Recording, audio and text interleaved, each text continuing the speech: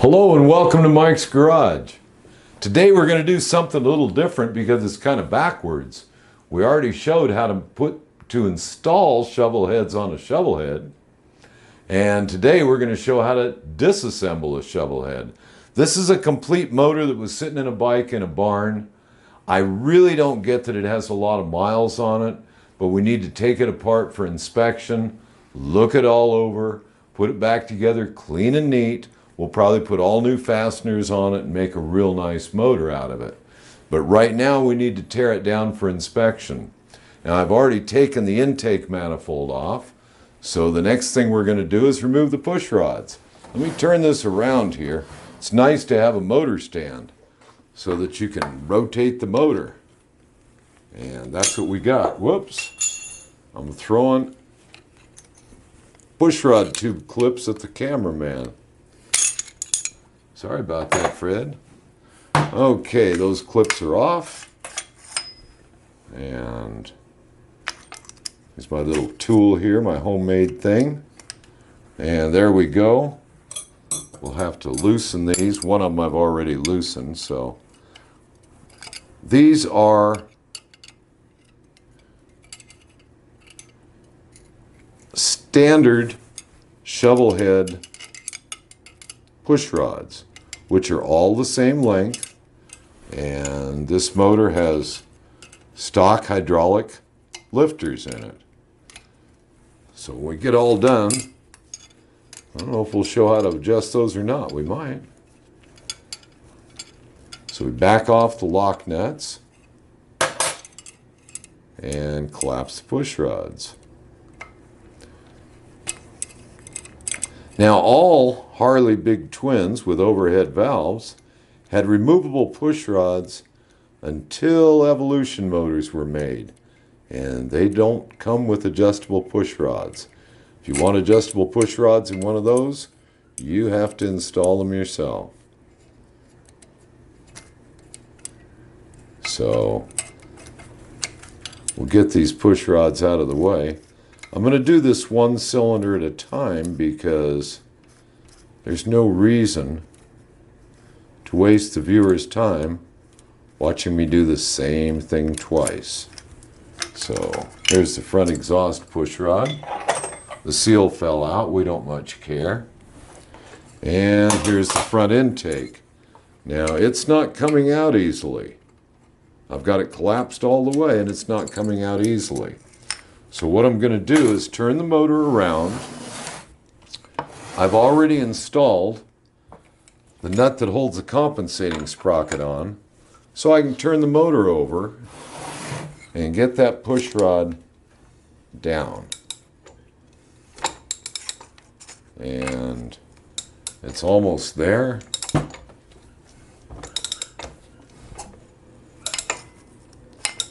No, it's not. And it doesn't want to come out.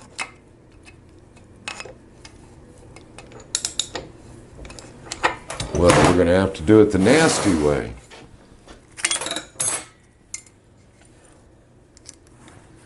We'll take this here screwdriver and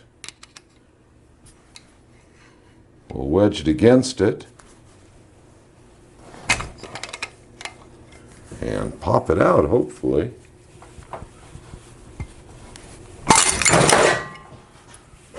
That was kind of an animal thing to do, but there it is. And that push rod is out. Now, we'll take the oil lines loose. So if we're going to remove the head, the oil lines are already connected. So we got to disconnect them.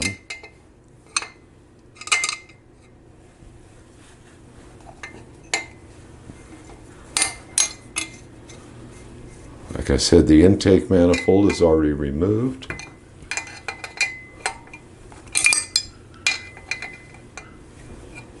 And all we need to do is take the oil line loose, because we're not going to be able to remove it easily with the heads on.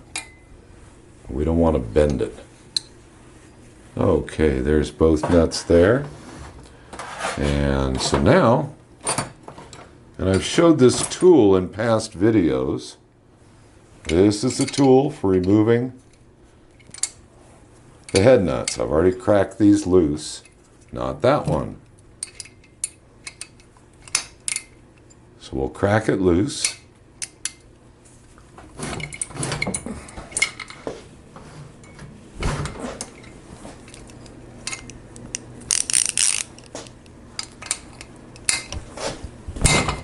There it goes.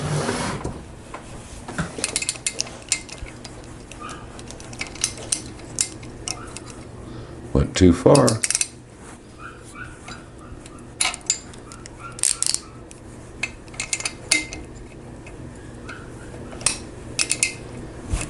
And there it goes.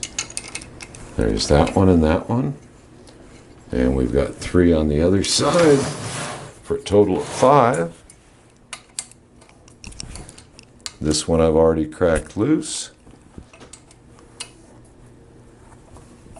as is that one. And we put this back together. We're going to use a nice, proper set of bolts. So these nuts here are going away. So we'll get them out of the way now.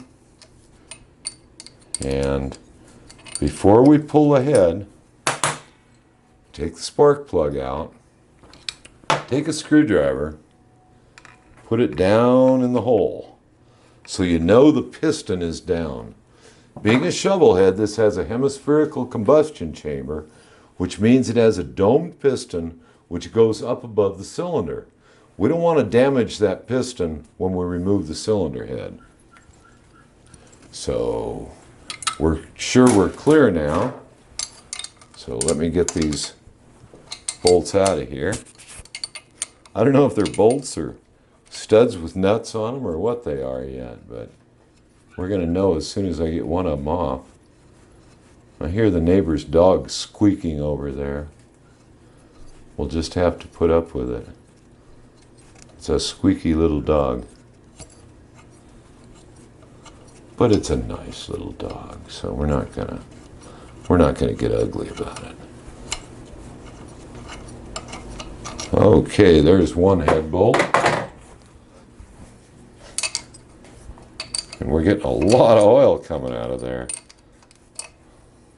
We don't know if that's a good sign or a bad sign yet.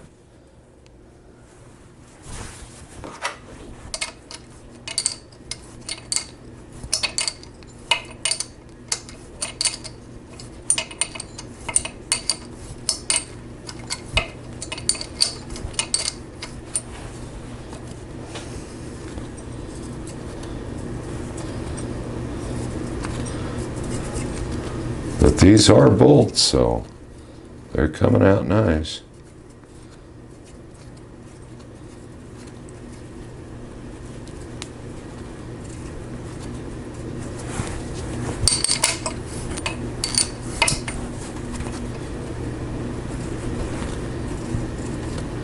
Like I said, we're going to replace these with some bolts that are a little easier to deal with.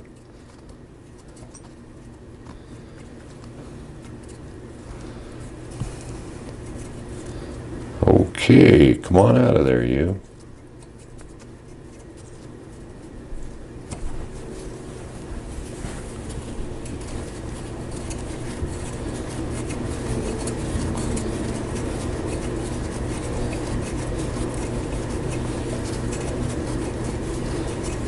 Gee, I think it's longer than the rest of them.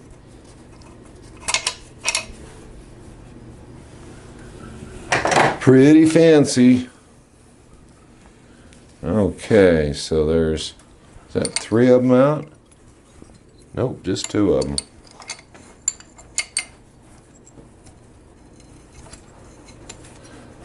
And not much room to get a tool in there. That's why I'm not particularly fond of these bolts.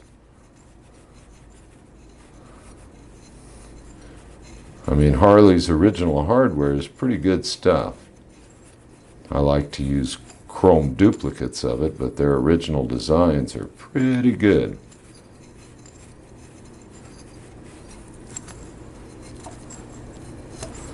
And this one's almost out. We've only got two more. And we'll get this head off very carefully.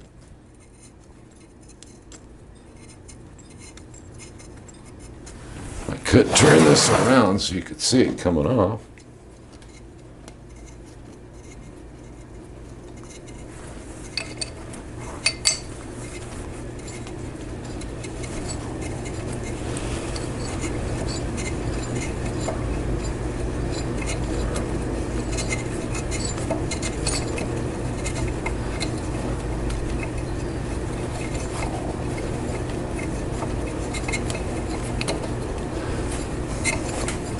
Doing this two-fisted here.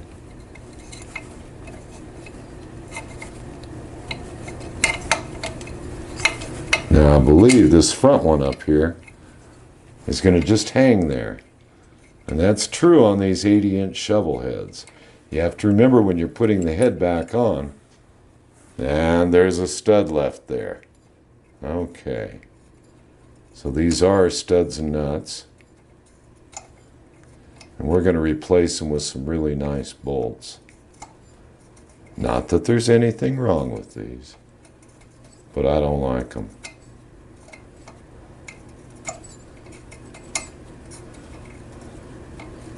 We could leave this in, but I'd rather not. I'd rather just get it out of the way. Okay. This one should be out any second. And then there's just one more.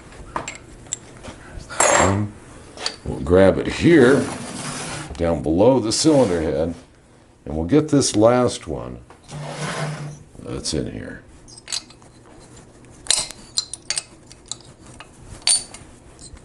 And that's number 5. Now, as soon as I get that out,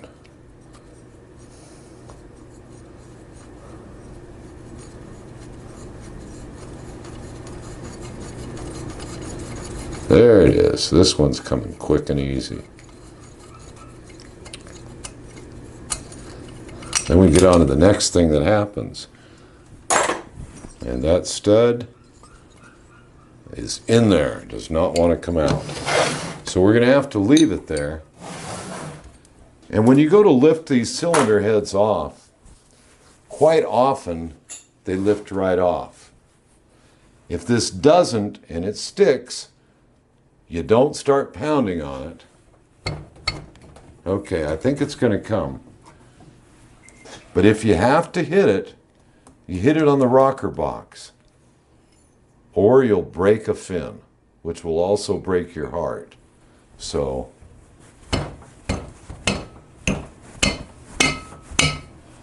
and there it came loose. Never, ever, ever hit those fins. So now it's loose, and we can lift it off very carefully, and there it is. We set a rag down here to set it on.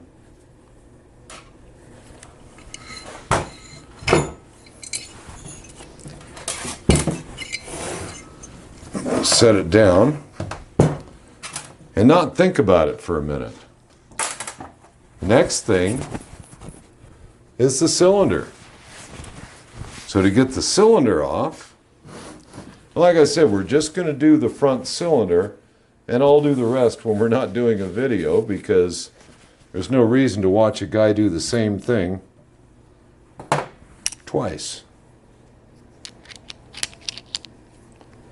But notice that the dome of this piston is down in the cylinder. And I still see some nice fresh hone marks in that cylinder, which, as I suspected, this thing was gone through not too long ago. Now, taking the cylinder nuts loose is not too hard, because if they're torqued according to spec, they're only at 45 pounds. And 45 pounds is not a real heavy torque.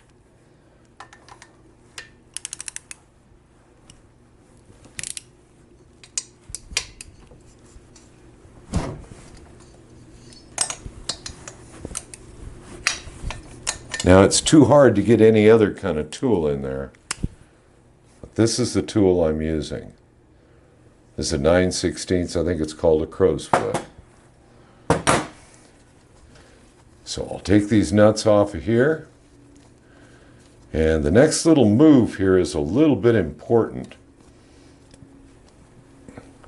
Now you have to remember that every motor you open is an unknown. You really don't know what you're going to find. So you have to be kind of play, oh, I don't know, like the worst thing that could happen is. And if the lower end is in good condition, and we'll say you had a broken piston ring, and you pulled the cylinder off and dropped a broken piston ring into the lower end, now you've really created a mess for yourself. So what you want to do is exactly like we're doing here. We'll get these nuts all off, which is not easy because they're really tall. And that's pretty, it's a bit of a pain, to tell you the truth. That's why we're going to put different hardware on it, put it back together. Because although the nuts are coming up okay, they're hitting on the bottom fins. Which means, as we pull the cylinder off, then we can finally get the nuts off.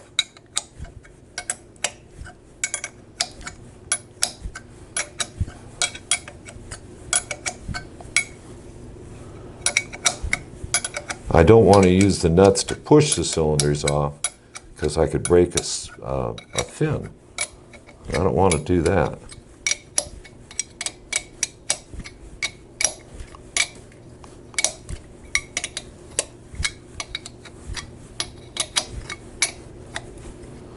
Okay, so now we're going to lift this cylinder just high enough to get the nuts off.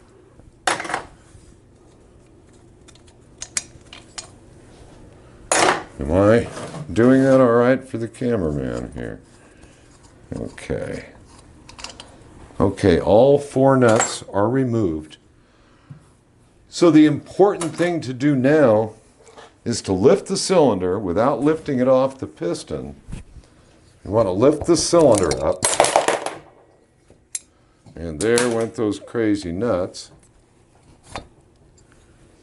And put a rag in here. I want to carefully put a rag in here so that if any of these piston rings happen to be broken, which they probably aren't, but they could be, we can now pull the cylinder off of the piston. And there it is. Okay? So what we've done is we've removed the cylinder head, and we've removed the cylinder, and like I said, we're going to replace some of this hardware. These studs here are fine, but we're going to put some original type nuts on when we put it back together. So in the meantime, I'm going to pull the other part of this top end, and what I really want to show in the next video is some inspection procedures and things that we need to know before we go any further with it.